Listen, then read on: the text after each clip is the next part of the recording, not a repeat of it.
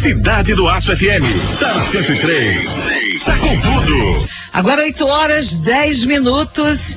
Estamos voltando com um quadro, né, que já fez muito sucesso aqui na rádio. De vez em quando a gente traz uma entrevista exclusiva e hoje nós vamos falar com Sérgio de Oliveira Cabral Santos Filho, 60 anos, jornalista. Ele foi membro ativo do Movimento Democrático Brasileiro, o MDB, deputado estadual por 3 mandatos, também senador da República, governador do Rio por 2 mandatos até o início de 2014, quando renunciou para concorrer a uma vaga no Senado e cumprir os 6 meses regulamentares para concorrer às eleições. Bom dia, ex-governador Sérgio Cabral.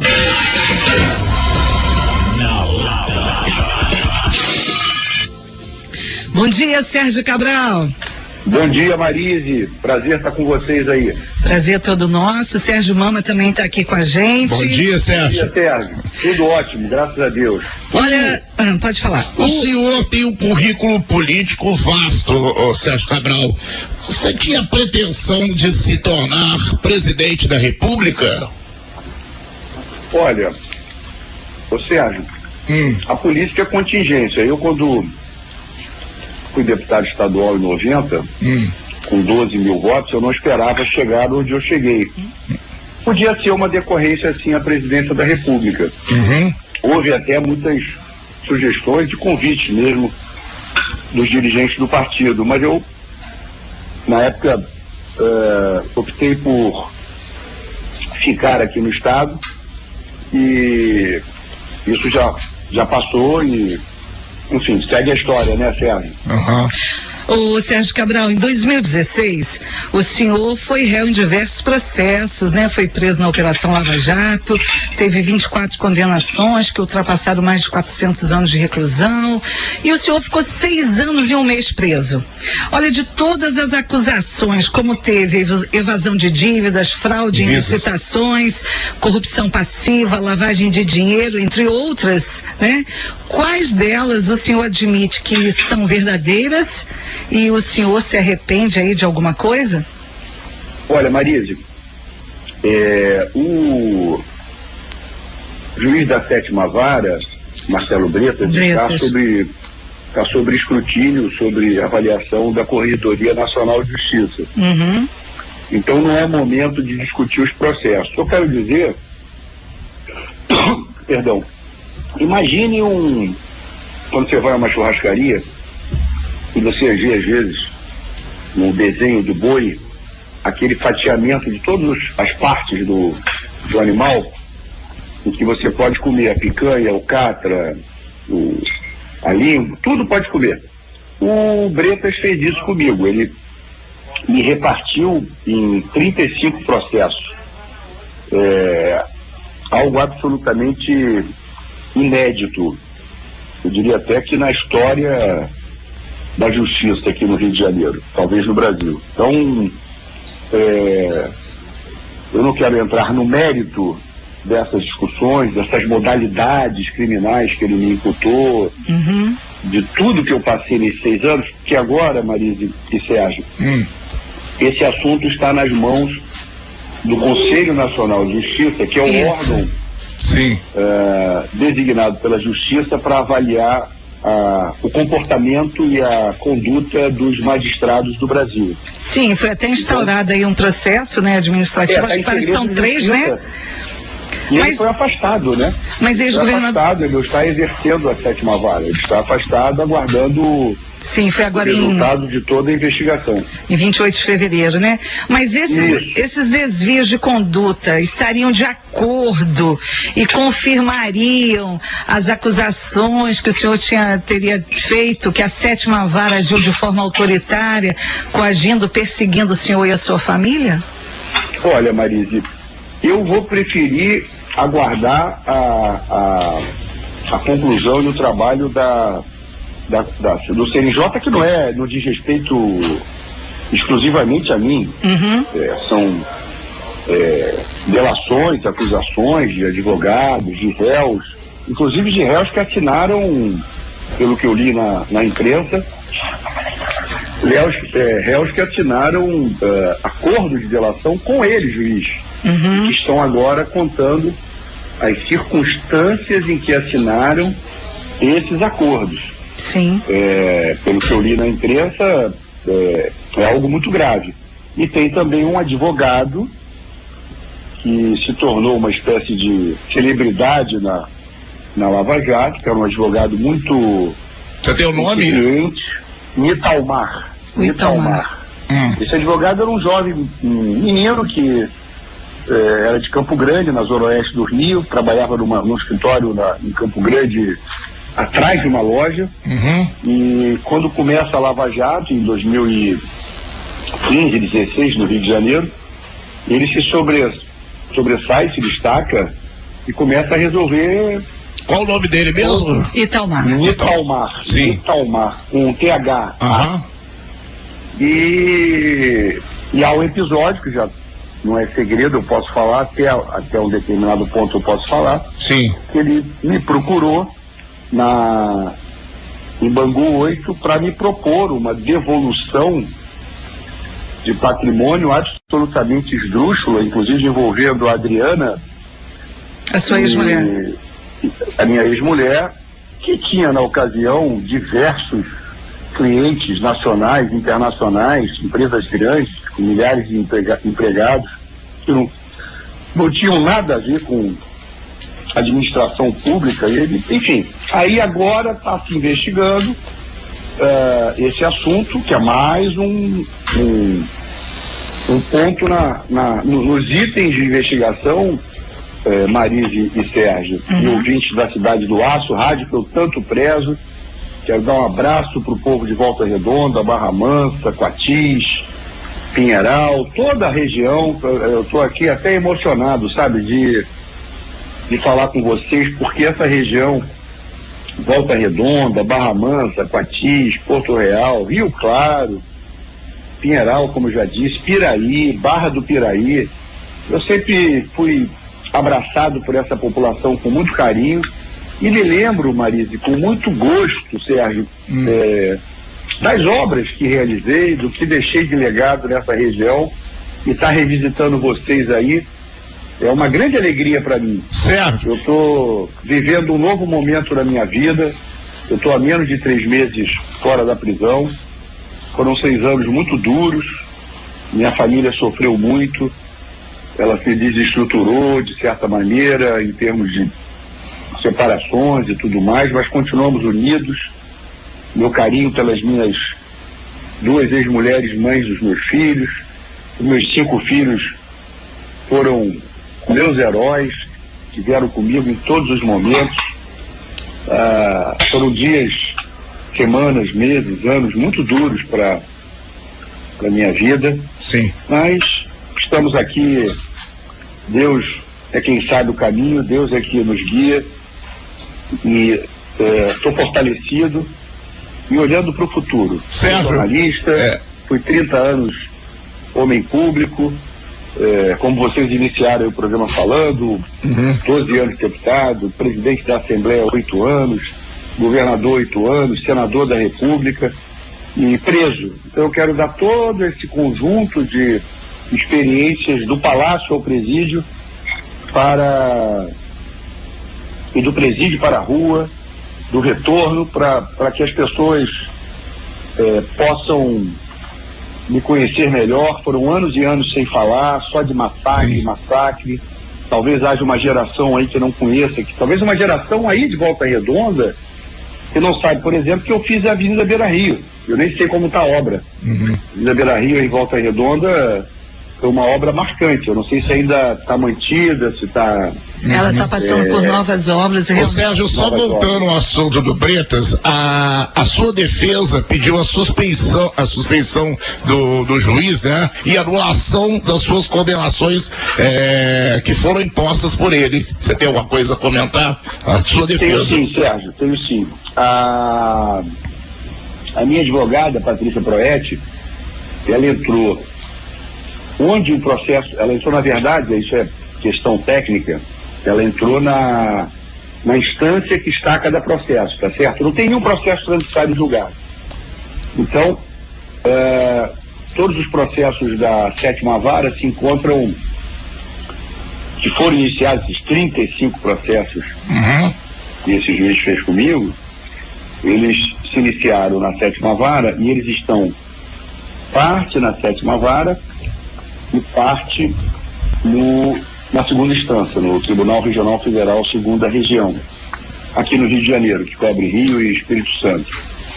E então nós entramos, aí você tem que entrar tecnicamente em cada processo, onde ele estiver.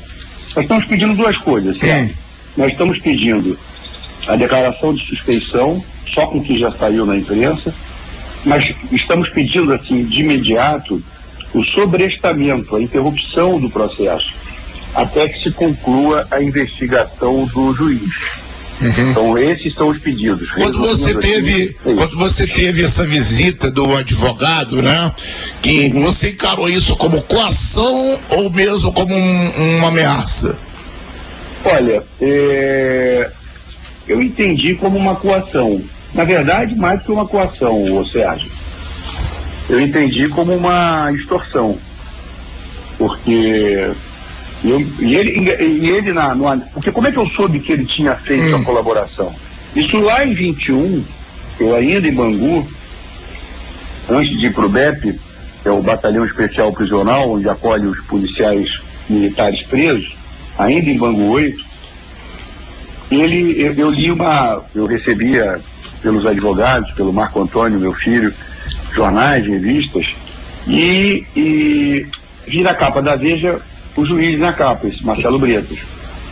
E aí fui ver a matéria, era uma matéria muito ruim para ele, muito crítica a ele, em que a base da matéria era exatamente o advogado Nitalmar.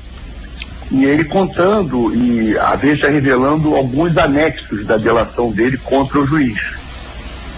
Ele, quer dizer, o feitiço virou contra o feiticeiro. Ele se rebelou lá, por alguma razão que eu desconheço, e denunciou o juiz. E contou todo o passo a passo das artimanhas que eles montaram juntas. Uma delas que ele conta é exatamente a ida dele a Bangu 8 para me abordar. Era o processo do Ike Batista. E me dizendo que tinha solução para a Adriana, desde que houvesse uma devolução total de patrimônio. Ele disse: olha, meu patrimônio eu estou devolvendo. Agora, ela advogada, tinha 30 advogados no escritório, não era um escritório de fachada, e tinha empresas de grande calibre. Citei algumas que eu prefiro preservar e não falar aqui, mas grandes bancos, grandes empresas de comunicação, grandes empresas de plano de saúde, enfim, grandes empresas de energia, tudo no setor privado, não cabe. Você poderia citar algumas empresas que a Adriana é advogado? Não, porque aí eu vou estar invadindo uma área que é dela. Profissional, não vou, é indelicado tanto com ela quanto com as empresas. Sim. Mas o fato é que eram receitas e resultados obtidos de maneira absolutamente privada, sem nenhum risco de ser lícito ou ilícito. Não estou nem discutindo se é lícito ou ilícito. Era assunto privado. E eles exigiram isso, e aí eu conto em detalhes. Eu fiz uma declaração em cartório, certo? Registrei em cartório, dei entrada no CNJ. Eu estou contando isso porque já vazou, senão eu não contaria. O povo de Volta Redonda. Só resumindo, você acha que essa proposta do advogado vem a mão do Bretas? Não, ele falou em nome do Bretas. Depois corrigiu, inclusive, falou. Sim, só deixar bem claro para os ouvintes. Não, foi em nome do Bretas. O senhor acha que o Bretas queria fazer o nome dele a nível nacional e internacional? Ele queria fama? Marisa, eu desconheço assim quais eram as intenções dele, mas eu sei que ele não era um juiz imparcial, porque eu acho que o juiz, ele deve sentar sobre os processos e olhar os fatos. Como diz aquela expressão antiga, né, no direito, eu sou jornalista, não sou advogado, mas como eu fui legislador, eu conheço um pouco dessa área. O que não está no processo, o que não está nos autos, não está na vida. Quer dizer, o que não está nos processos, o juiz não pode julgar. É o que está ali. A petição do Ministério Público acusando alguém, a petição de defesa rebatendo a acusação, as provas materiais, as provas documentais, Então, é assim que se trabalha. E outra coisa, vários réus da Lava Jato tiveram seus processos, num processo só, por exemplo, um personagem político tinha um personagem, uma pessoa ligada ao mercado financeiro, que foi presa na Lava Jato, foram mais de 400 presos aqui no Rio de Janeiro, e essa pessoa respondia num processo só, é só comparar, é direito comparado, pegar lá e ver as pessoas respondendo se envolveram com um tag, não estou dizendo que foi ou não foi, o Ministério Público falando, o fulano se envolveu com A, B, C, D e E, no mesmo processo. O que eles fizeram comigo? A divide em A1 e A2, dois processos. O B pode ser B1, B2 e B3. O C é o C1, C2, C3 e C4. Então eles foram dividindo, fazendo um retalho. Por isso que eu fiz a comparação do gado.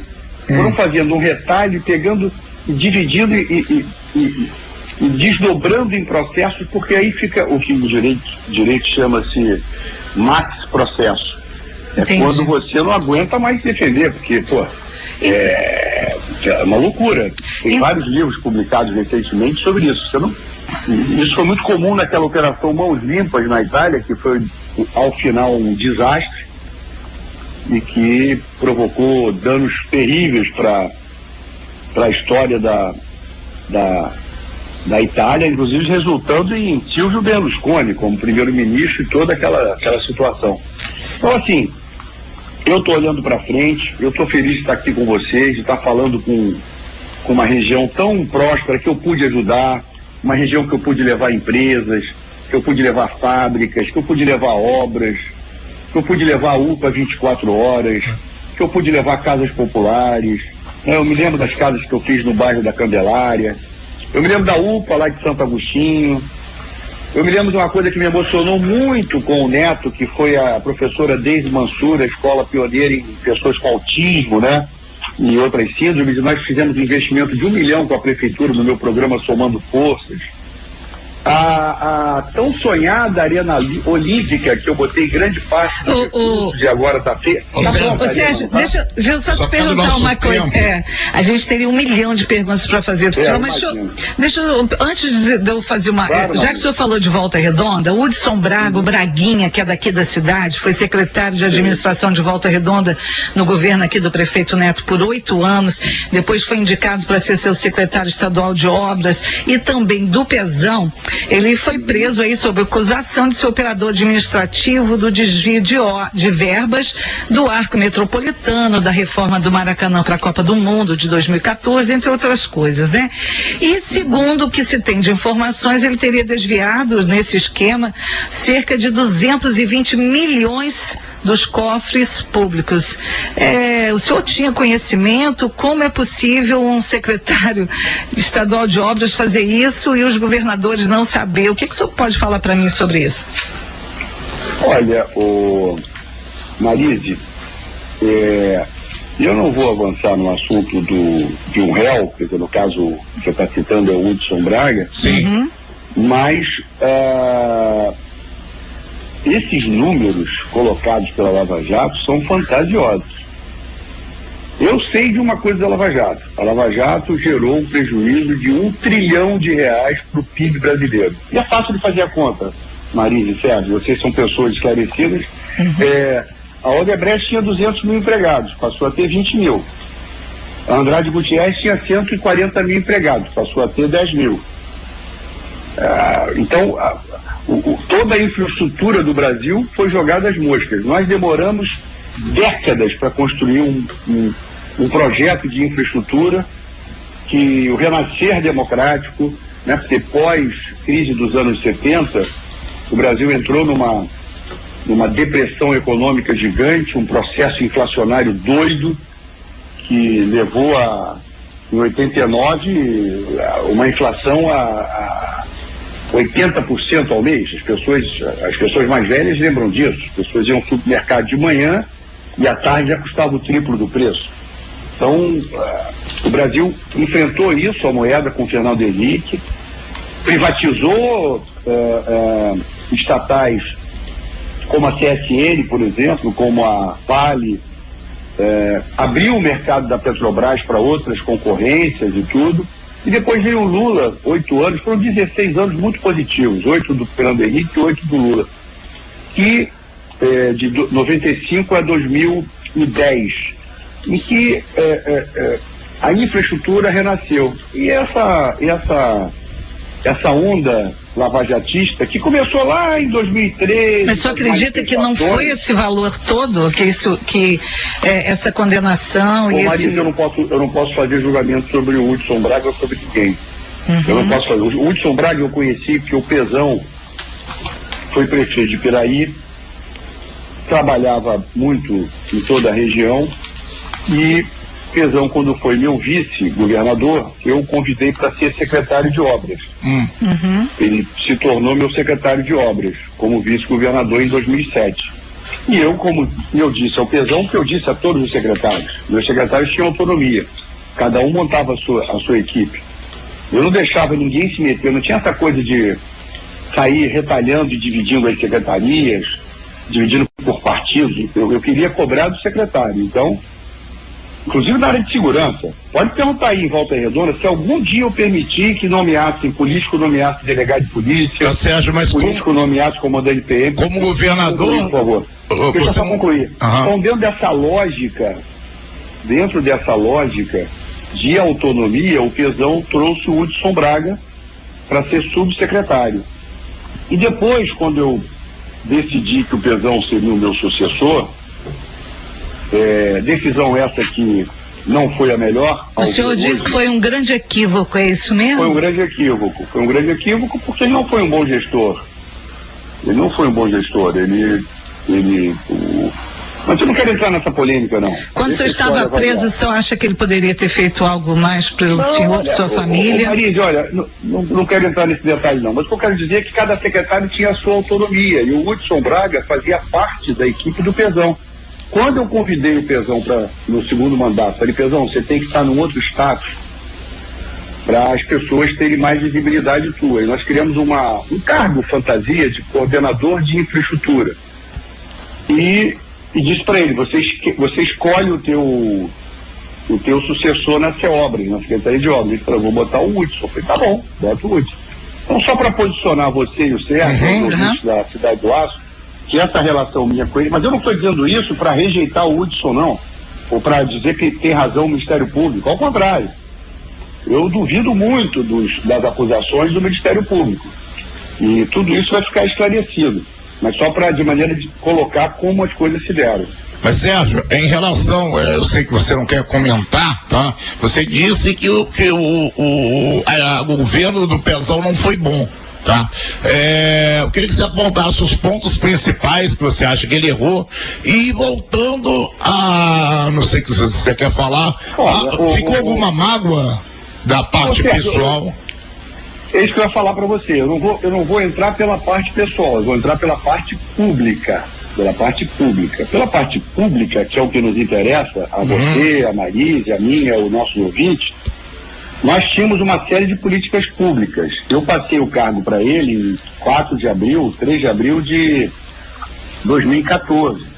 Para que ele ganhasse força no cargo, para que ele se tornasse conhecido, porque ele tinha um nível de conhecimento muito baixo, ninguém sabia quem era ele.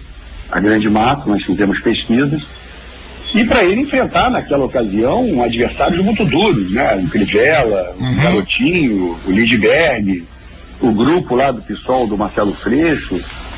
E eu disse para ele, você vai sentar na cadeira e você aí vai ter consistência, você vai ser o representante das UPAs 24 horas que nós fizemos, foram 55 no estado, no Brasil inteiro copiou. Você vai ser o sinônimo, o representante das UPPs, que pacificaram várias comunidades e estão dando vida digna para as pessoas. Você vai ser o representante do ensino médio nosso, que saiu de 26º lugar no IDEB, passamos a 3º lugar do IDEB nacional. Você vai ser o governador desse governo que deu reajustes salariais todos os anos para os servidores, para os professores, para os policiais militares, para os policiais civis, para os agentes penitenciários, hoje policiais penais, para os bombeiros militares.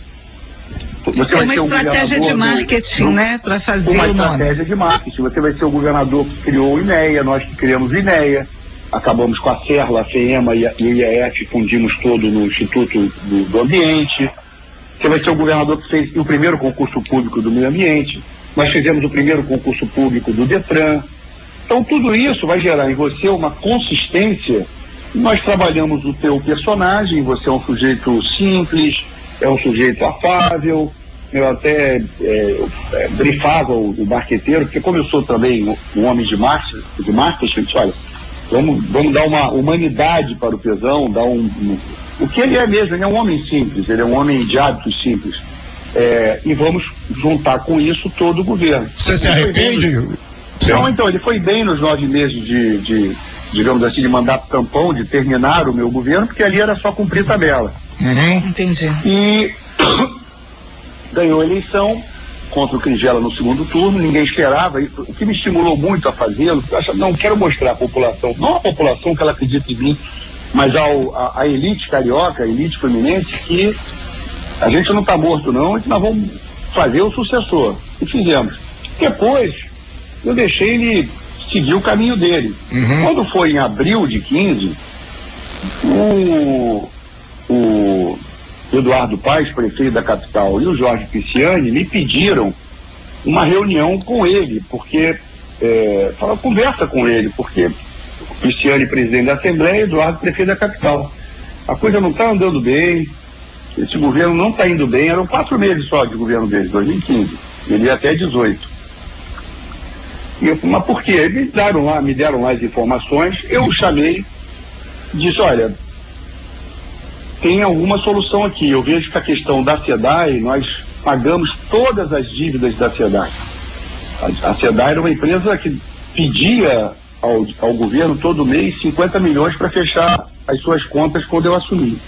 Quando eu deixei o governo, 8 anos depois, a SEDAI tinha liquidado as suas dívidas, e não só liquidado, mas tinha também conquistado junto à Caixa Econômica Federal um empréstimo de 3 bilhões de reais, que saiu exatamente no período que eu já estava no governo, que eu consegui, mas por burocracia, que é para duplicar o Guandu e abastecimento de água na Baixada Fluminense. Pois bem, você fortalece a SEDAI como produtora de água e vamos começar a comercializar, a vender as concessões de comercialização de água e de esgoto. Eu disse ainda, e ele em silêncio, o Pisciani me ouvindo, o Eduardo Paes, disse, olha, vamos começar por Jacarepaguá, Recreio e Barra da Tijuca, porque é uma região que está crescendo muito, e ano que vem tem as Olimpíadas, que será abril de 2015. Uhum. E aí a gente lança a concessão olímpica. Vamos rodar aí 4, 5 praças do mundo, vamos a Frankfurt, vamos a Xangai, vamos a Nova York, vamos a Londres, vendemos esse produto, concessão olímpica, água, vai ser fácil de vender, porque o mundo inteiro hoje, a agenda do mundo, o Rio de Janeiro está lá no topo, e acho que a gente faz, chutei lá o número, acho que a gente faz uns 9, 10 bilhões de reais naquela ocasião, fortalece o caixa do Estado, porque, veja bem, Marise e Sérgio, governo sem caixa não tem respeito, eu dizia isso desde o primeiro dia, quando eu cheguei no governo em janeiro de 7, e a Rosinha e o Garotinho me deixaram na conta do Tesouro para eu pagar o 13º de 2006 e o salário de 2007 de janeiro, eu falei, meu Deus. Então a minha ordem era fazer caixa. Nós temos que recuperar a capacidade do Estado de investir. Tinha 10 anos que o Estado não tinha condições de pegar um empréstimo, estava no Serasa. O governo do Rio estava no Serasa, ele não podia ir a um banco, a Caixa, o BNDES, o Banco do Brasil, pegar um empréstimo sequer. Nós saneamos as finanças do Estado, ganhamos o primeiro título da América do Sul de Estado subnacional. Isso tudo que eu estou contando não é proselitismo, é fato. Ganhamos o primeiro certificado estadual na América do Sul de investment grade, quer dizer, de grau de investimento pela boa gestão fiscal, que é exatamente o contrário do que esse juiz me acusa, de que eu deixei o Estado quebrado, de que eu sei o quê, estava tudo em ordem. Eu tinha 2 agências de risco me dando investment grade. Eu tinha a Standard & Poor's e eu tinha a Fitch. gigantes internacionais que vieram aqui olhar as nossas contas e disseram, é caso de investment grade, porque isso facilita muito quando você vai obter empréstimo internacional ou nacional, você ter o certificado dessas agências de risco. Então, porque isso é uma sinalização para o sistema financeiro de que pode financiar. Então o Estado nós passamos a ter, Marise, financiamento do Banco Mundial, que financiou os trens, que nós renovamos a Supervia. Passamos a ter financiamento do Banco Interamericano, que financiou uma série de obras no estado do Rio. Passamos a ter financiamentos da Caixa Econômica e do Banco do Brasil. Mas o Banco do Brasil financiou o asfalto na porta que nós fizemos aí em Volta Redonda, em Barra Mansa. Só devido ao nós fizemos, com financiamento do Banco do Brasil, nós fizemos o asfalto na porta, nós fizemos as estradas tão importantes, não só em Volta Redonda, claro. A gente tem... Mas também, eu só queria lembrar o seguinte... Ex-governador, a gente... Me desculpa por causa do tempo. A gente sabe, assim, de todas essas obras que foram feitas, a gente sabe de muita coisa, né? Não estamos... Não, você sabe, mas o ouvinte tem que... Vamos voltar ao assunto, Pezão. Então, pra gente resumir, você acha que... Deixa eu só te perguntar uma coisa, assim, que a gente... Esses colegas jornalistas... Não, é porque a gente tem uma coisa que a gente gostaria de perguntar. O senhor citou aí o Eduardo Paes. No carnaval deste ano, vamos falar de coisas assim, que a gente, né, uma coisa atual no carnaval desse ano. A deputada federal Carla Zambelli postou algumas fotos antigas do senhor, né, e também do Eduardo Paes, só que assim, é uma foto de vocês abraçados, são algumas, né, só que essa foto era da Sapucaí de 2016. Ela postou no carnaval de agora, dando a entender que seria agora, e pôs a legenda um tapa na cara dos milhões de brasileiros honestos do Brasil. Imediatamente o Eduardo Paes foi lá, pegou a foto, rebateu no perfil dele do Twitter e disse, isso é fake news, chamou a deputada de pistoleira e disse que quem anda com presidiário era ela. Só que o Eduardo Paes, o senhor mesmo está falando aí, foi um grande aliado político, pelas suas declarações foi um grande amigo. Participou mas parece que hoje ele não quer vincular a imagem dele com o senhor. O senhor acha que isso é uma ingratidão, que ele virou as costas? O que o senhor poderia me falar sobre isso? O que o senhor sente? Qual é o seu sentimento enquanto pessoa? Bom, o Eduardo, que eu me esforcei muito para elegê-lo em 2008, prefeito do Rio, numa eleição muito difícil, ele era meu secretário de Esporte e Lazer do Estado, né, do Turismo. Ele tinha disputado a eleição contra mim em 2006. Teve menos de 3% dos votos para governador.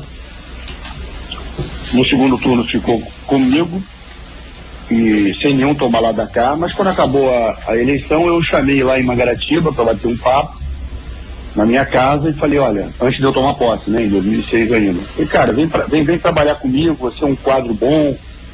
Ano que vem, em 2007, nós vamos ter aí a principal agenda do Rio de Janeiro serão os Jogos Pan-Americanos. Nós temos uma série de desafios de conclusões de obras, de preparo do evento, e eu acho que essa é uma chance do Rio se mostrar para o mundo e dar uma virada. Ele topou. E ele se mostrou um secretário muito eficaz, muito dedicado, muito trabalhador. E quando foi em 2008, eu lancei prefeito do Rio de Janeiro, numa eleição muito dura, que tinha a então deputada federal Jandira Fegali muito forte, tinha o senador Marcelo Crivella muito forte, tinha o deputado federal Fernando Gabeira muito forte, e foi uma eleição dura que eu tinha menos de 2 anos de governo, mas já estava apresentando conquistas, né? As UPAs 24 horas já eram uma realidade, o Estado já começava a ter um outro humor, os salários já estavam em dia, as finanças começavam a se organizar. Na verdade foi o senhor que colocou ele lá no... Ele se elegeu em 2008, tomou posse em 2009, de 2009 a 2016 não houve um dia sequer, inclusive 15 e 16, que eu já estava fora do governo, não houve um dia sequer que ele não me ligasse, de manhã, de tarde, de noite, ou fosse ao meu encontro, ou pedisse que eu fosse ao encontro dele, sempre trocando ideias, aconselhamentos. Mas eu vou te dizer, Marise, é um gestor público trabalhador. muito trabalhador. Mas você sentiu que teve uma ingratidão? Ele te procurou ou não? Comportamento, eu não quero entrar em detalhes porque não adianta alimentar mágoa e rancor, só faz mal a gente. O senhor disse em outras entrevistas que o senhor ficou chateado. E eu tive muita fé durante a minha passagem pela prisão, e eu acho que Cristo nos ensinou na sua passagem pela terra, em nome de Deus, representando Deus, sendo Deus, o corpo de Deus, vendo as falhas humanas, ele nos ensinou a amar, né? Paulo fala aos Coríntios, nada é mais importante do que o amor. Então, assim, e o presidente Lula, Sérgio Cabral? E o presidente eu Lula? gosto muito dele. Ele procurou o senhor depois que o senhor... Não procurou não, porque ele tá ocupado tocando o Brasil, né? Mas quando o senhor estava preso? Muito grande, né?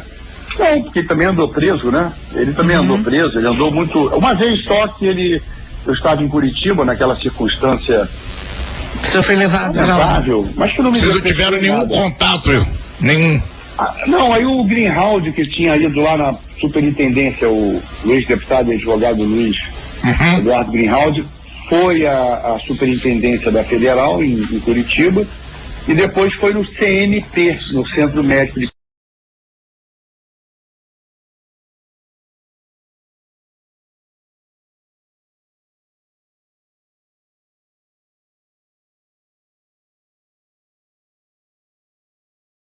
Pinhais, onde nós estávamos, os presos da Lava Jato. E eu estava com o meu advogado numa cabine, e do lado estava o Vacari, ex-tesoureiro do PT, conversando com o advogado, que era o Greenhalgh. Aí o Vacari me disse, olha, o Greenhalgh está dizendo que o Lula, ele tinha acabado de passar numa visita ao Lula. Ele disse, o Lula mandou um abraço para você. Eu falei, manda um abraço para ele também, forte abraço. Depois disso, o senhor e ele não se falaram mais? Não, porque em 2014 ele apostou no Lindbergh, né? Então a gente ficou quase que 14 inteiros sem nos falar. Quando acabou a eleição, ele foi muito gentil, me ligou para me dar parabéns, e no início de 15 ele me convidou para me encontrá-lo na casa que ele estava hospedado ali em Angra, no Portugal. E aí eu fui com a minha mulher, com meu filho Marco Antônio, a namorada dele. Passamos lá uma noite muito agradável, se eu não me engano, dia 2 de janeiro, 3. E depois nós voltamos a nos falar assim, muito parcial. Depois ele veio ao Rio, comendo um churrasco, enfim, aí 15 e 16 foi realmente um convívio. Aí houve toda essa adversidade nas nossas vidas, mas ele está aí no Palácio do Planalto, tendo a possibilidade de fazer o Brasil retomar o seu papel no mundo, porque está muito, muito mal visto no mundo hoje, né? Eu vou te perguntar uma coisa, Sérgio. Os últimos 5 governadores antes do Cláudio Castro, né? Que foi Garotinho, Rosinha, e o senhor, o Pezão, o Witzel, todos foram presos. E o senhor falou disso aí, da imagem do Rio, da imagem do estado do Rio, né? Lá fora e no Brasil. O que o senhor pode me falar dessa peculiaridade? Porque assim, chegou a ser piada nacional, né? Que os governadores iam acabar montando um time de futebol na prisão. O que o senhor poderia falar sobre isso? É o seguinte, ô Marise, o Rio de Janeiro, o processo no Estado político, ele tem características que eu diria até quase, e eu lutei muito contra isso quando fui governador, quase que autofágicas, quase que de autodestruição. Há uma vocação de segmentos da mídia do Rio de Janeiro, de segmentos da elite pensante, que adora falar mal do Rio, adora esculhambar o Rio. Quanto a cada um vai responder na justiça. Eu não posso defender, não é porque é governador, podia ser faxineiro, podia ser garçom, podia ser cozinheiro. Mas será que os outros governadores dos outros estados também não são investigados? Pois é, isso que eu tô, você acabou antecipando o meu questionamento. Tá bom, é só no Rio de Janeiro então que acontece isso? E será que acontece? Será que é assim mesmo? Vamos ver cada coisa. É muito fácil atirar. Olha, eu dizia isso para minha equipe, Marise, e vi depois, infelizmente, acontecer. Falei, gente, nós estamos construindo pedra sobre pedra esse muro aqui do Rio de Janeiro, essa estante de livros aqui.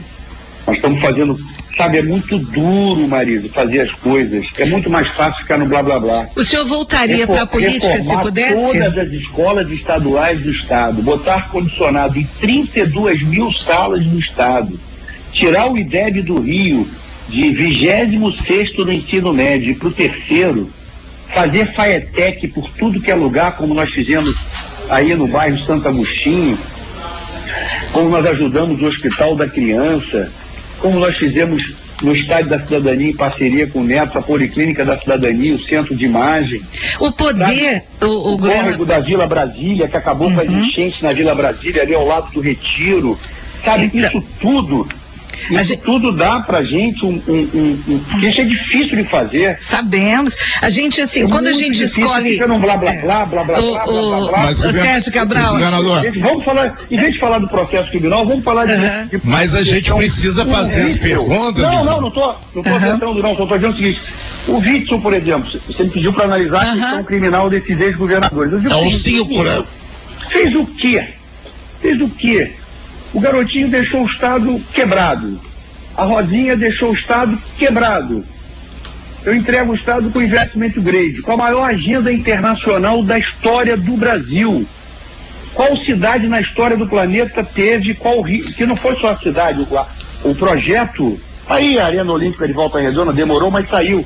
Tudo isso é consequência de Jogos Pan-Americanos, Jogos Mundiais Militares, Copa das Confederações, Copa do Mundo, Jogos Olímpicos. Quer dizer, o Rio passou a ser a agenda internacional. O que eu pude fazer com isso? Eu pude trazer a Land Rover para Itatiaia, eu pude trazer a primeira fábrica da Land Rover só com capital genuinamente sem parceiro, só com origem no grupo Tata. É a primeira fábrica da Land Rover fora da Inglaterra, do Reino Unido. Mas Sérgio, Rio de Janeiro. Pude levar a Nissan. Mas vamos ao ponto. Citroën, pude fazer 2 fábricas da Michelin. O senhor acha que mas vamos ao ponto da pergunta sobre a condenação dos 5. A Hyundai Heavy Industry. Pude fazer o hospital Gilda Arns, o hospital regional, que é 70% do valor ali, fui eu que coloquei. Sim, Sérgio, mas olha só. Infelizmente, demorou os 4 anos para concluir. Mas depois que o senhor saiu, né? Mas por que da condenação de todos? De todos. Que o Estado do Rio tem de todos. É uma pergunta que os ouvintes fazem, sabe? Olha, depois a gente fala das obras. Sérgio e Marisa, o questionamento é muito positivo, sim. Eu acho que o Rio tem um problema de identidade. Eu acho que eu fui o governador da fusão. A fusão foi feita há 48 anos atrás. Mas eu fui o governador da fusão. Eu pude fazer de fato a fusão, incrementar a economia do interior do estado, incrementar a economia do Grande Rio e a economia da capital. A identidade do estado do Rio, ela ainda é muito frágil. Você precisa de governos que tenham essa capacidade. Acho que o Cláudio tem uma conduta que muito me agrada.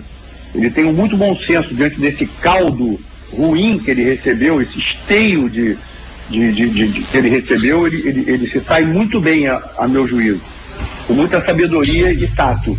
Então o Estado precisa se recuperar, e essa autoconfiança, essa autoenergia. São Paulo tem muito isso. São Paulo é um estado em que vocês aí no Sul ainda recebem muita vibe do Vale do Paraíba paulista, que é o São Paulo tem uma capacidade, eu diria que uma concepção mais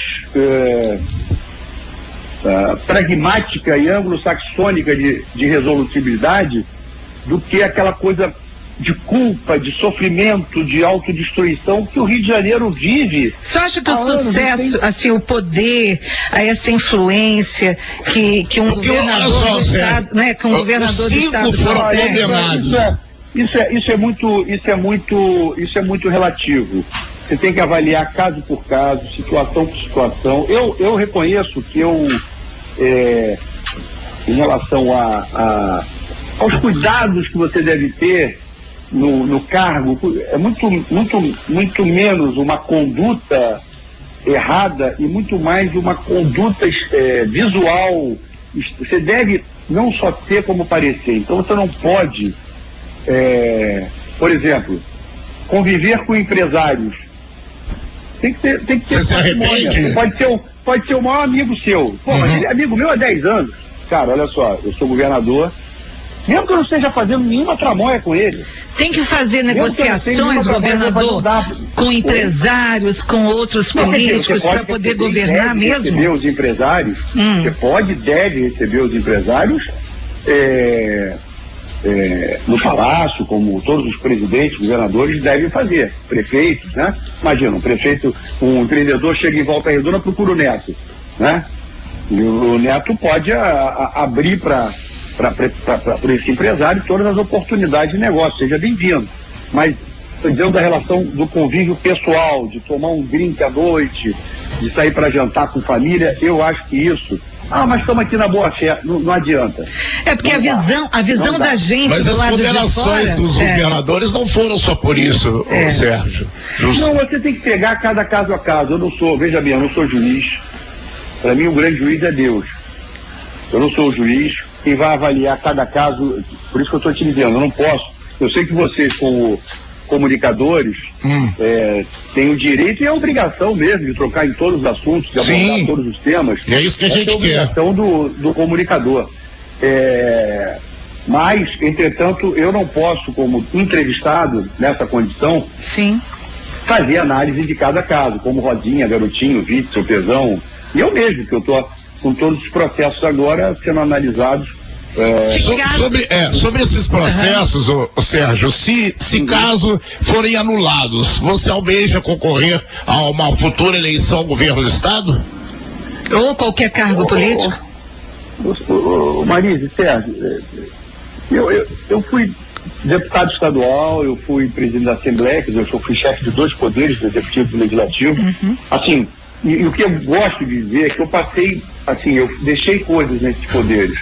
A Assembleia, a gente diminuiu de quase 3% do orçamento para 1,5% do orçamento do Estado. A gente acabou com o voto secreto, foi o primeiro parlamento do Brasil a acabar com o voto secreto, o deputado tinha que mostrar a cara. Eu pude aprovar a lei de cotas nos concursos para as universidades estaduais. Pude, enfim, fazer muitas coisas positivas. Fui um grande defensor da terceira idade, sou um grande defensor da terceira idade. E o senhor tem vontade de voltar ao poder? A gratuidade nos ônibus, nos trens, nas barcas, nas pães, é uma lei minha, a minha entrada no cinema, a prioridade na justiça do idoso. E depois, como senador, fui autor da lei do Estatuto do Idoso, fui relator. Eu não tenho, olha só, eu não tenho vontade de voltar porque eu já fui governador, eu já fui presidente da Assembleia. Eu não vou disputar a eleição agora. Eu não quero mesmo. Mas no futuro. Agora eu tenho. No futuro a Deus pertence, mas eu quero ser o que soa nesse momento. Eu quero trabalhar com consultoria, eu quero trabalhar como jornalista, eu quero trabalhar em comunicação e marketing, quero até fazer campanha, mas a campanha é dos outros. Se você se candidatasse, vamos supor, Sérgio, que você mudasse sua opinião, você queria o apoio do Lula? Você acha que ele te daria esse apoio? Esse cenário não dá para ser construído, porque está tão distante. Como é que eu vou ser candidato pensando no apoio do Lula? Isso não existe. Eu tô há menos de 3 meses fora da cadeia, certo? É porque na próxima eleição tem 2 vagas para senador e uma de governador. Não. Sérgio Cabral, a gente está assim com o nosso tempo assim, né, zerado. Então, assim, antes, Sérgio, como é que tá a sua família? Depois disso tudo que você passou. Queria que você falasse. Obrigado pela pergunta. Antes das considerações finais, tá? A gente tentou te perguntar, você não quer falar sobre algumas coisas, mas eu acho que sobre a sua família. Como é que ficou a sua família, filhos? Obrigado pela sua pergunta. Se isso é uma reflexão de vida. Hoje eu moro aqui num apartamento de 80 metros quadrados, sozinho. Você mora sozinho? Moro sozinho. A presença constante dos filhos, são 5 filhos, né? O João Pedro, mais velho, tem 34 anos, ele é solteiro, quer dizer, ele tem uma namorada, mas a Camila, e ele fica muito no Rio, fica muito em São Paulo, porque ele é executivo lá do BTG Pactual, então trabalha lá, trabalha aqui, sempre trabalhou no mercado financeiro. Eu tenho o Marco Antônio, que foi deputado federal, que é casado, que me deu 2 netos. Uhum. Eu já conheci o Marquinhos uma vez. 5 anos. Eu conheci na cadeia e terei a oportunidade, é o primeiro aniversário dele, agora em março, e a Catarina, que é a minha neta. E agora nasceu filho do Zé Eduardo, o Sérgio, que tem menos de 2 meses, uma graça de bebê, e o Marco Antônio é casado com a Jéssica e o Zé Eduardo com a Nathalie. E eu tenho 2 menores, com a Adriana, isso é com a Suzana, com quem eu fui casado de 86 a 96. E com a Adriana, que eu fui casado de 2001 até 2016. Eu ponho assim, que depois veio a prisão e aí o casamento se dilacerou. E eu tenho 2 filhos lindos, que são o Mateus. Quando eu fui preso tinha 10 anos de idade, com uma emoção muito forte durante o período da Covid. Por exemplo, quando eu fiquei 1 ano sem ter a visita da família na cadeia, e quando ele retornou, ele já não era mais um menino, ele era um rapaz, um adolescente, falando grosso, oi pai, tudo bem, e aquilo me emocionou muito. Eu tenho o Mateus, que está com 16, que é o caçula, e tenho o Thiago, que tem 20 anos. Só me dá uma alegria, são meus amigos, e as mães dos meus filhos são muito minhas amigas, são companheiras, são muito parceiras minhas. O Sérgio Cabral. E a minha mãe, né? Minha mãe teve câncer quando eu estava preso, ela superou o câncer. Qual foi a sua maior dor nesse período, Sérgio? Olha, eu vou te falar, é tanta dor. A covardia da prisão do meu filho, no final eu não pude aguentar, o meu corpo, e graças a Deus o processo já está até anulado, aquilo era um absurdo, mas eu não pude me controlar, eu desmaiei, fiquei 4 horas desacordado, 4 minutos, perdão, desacordado, com os olhos virados, e o médico disse que eu tive uma espécie de AVC, AVE, o que o meu organismo conseguiu segurar a reação negativa e desligou, né? Eu inclusive evacuei, o esfíncter soltou, eu desmaiei. Quando a advogada me deu a notícia, uma coisa tão incontrolável, Sérgio, eu estava conversando com ela e ela falou, olha, eu estava com a cara ruim, e era na época que eu estava aguardando a decisão do Supremo, porque o Supremo estava para decidir, estavam faltando 2 votos de ministro, estava naquela expectativa de ir embora. Então ela chegou, era um dia de visita, quarta-feira, era um dia que ela não apareceria, e eu fui para a cabine assim, achando que era novidade do Supremo. E aí ela estava com a carinha triste, eu perguntei o que foi, algum voto ruim do Supremo, ela disse não, e me contou. Sérgio, eu sentado estava, eu não sei o que aconteceu, eu sei que eu bati com a cabeça na bancada, e fiquei com o olho virado 4 minutos, me carregaram dali do parlatório, como se chama, o local onde você encontra os advogados, me levaram do parlatório para a minha cela, e aí logo em seguida a Polícia Militar mandou uma major do quartel central vir me ver, e ela me disse, só teve um AVC, mas o seu fusível desligou, graças a Deus o seu fusível desligou e você se protegeu, o senhor se protegeu. Sérgio Cabral, muito duro, a prisão da Adriana foi muito dura. Olha, eu vou te falar, se for fazer ranking de sofrimento, meu Deus do céu. Ô Sérgio, a gente sabe de tudo que você passou, a gente não, é claro que tudo que o senhor já fez, todas as coisas que aconteceram no estado, de boas, as obras, mas também para nós e para os ouvintes, assim, assustador também, a gente vê o envolvimento de vários esquemas, e o senhor foi considerado em 2009 pela revista Época, um dos 30 líderes e reformadores entre os 100 brasileiros mais influentes, só que já se passaram 14 anos, aí a gente analisa todos esses acontecimentos bons ou os ruins, Assim, o que o senhor acha que deu errado, né? Inclusive, Sérgio, os ouvintes estão aqui mas não é possível que seja tudo bom, né? E as ponderações... Por que deu errado? Por que algo tão brilhante assim pode ter degringolado assim? Marise, vamos aguardar o desdobramento até para falar com os ouvintes, né? Agradeço as manifestações, tanto positivas quanto negativas, que eu acho que porque os ouvintes querem saber, entendeu, Sérgio? Eles querem saber. Claro. A gente está tentando perguntar. Não, nós estamos enfrentando cada acusação e cada processo, né? Como eu disse, são 35 processos criminais abertos por um mesmo juiz. Nós estamos enfrentando cada acusação com a consistência da nossa defesa, mostrando os fatos verdadeiros versus as acusações que, porventura, o Ministério Público faz e que o juiz tenha acolhido. Então, esse é o processo de luta, né? Se você levantar, o senhor acha, mais da metade da população brasileira... O senhor não analisa que de iniciativa de cobrança ou de acusação de alguma coisa.